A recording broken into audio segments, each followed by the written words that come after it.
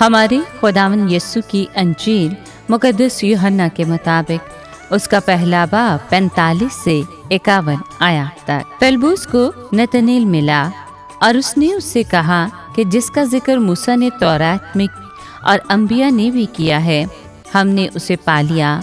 वो यूसुफ का बेटा यीशु नासरी है। नतनेल ने उससे कहा, क्या नासरत से कोई अच्छी चीज़ निकल सकती है?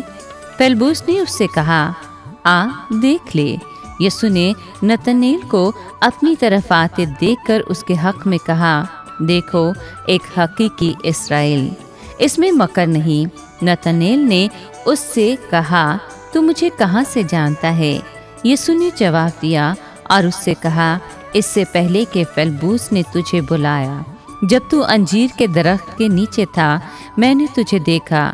नतनेल ने उसको जवाब दिया कि रब्बी, तू खुदा का बेटा, तू इस्राएल का बादशाह है।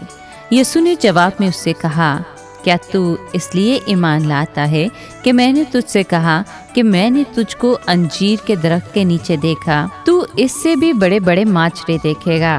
फिर उससे कहा, मैं तुमसे सच सच कहता हूँ कि तुम आसमान को खुला और खुदा के फरिश्तों को ऊपर जाते और इब्ने इंसान पर उतरते देखोगे। पाक कलाम के पढ़े और सुने जाने पर खुदावंद की बरकत हो, खुदा का शुक्र हो।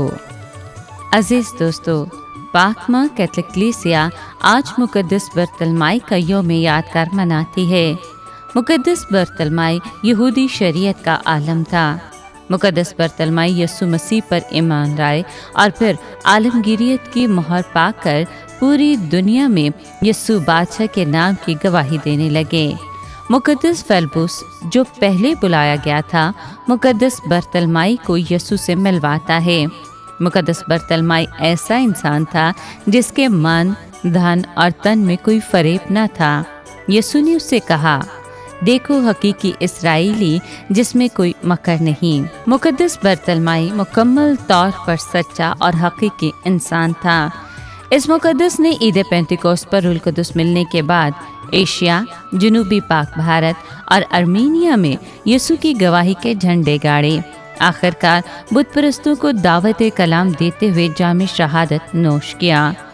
मुकद्दस बरतलमाई का यौम यादगार 24 अगस्त को मनाया जाता है।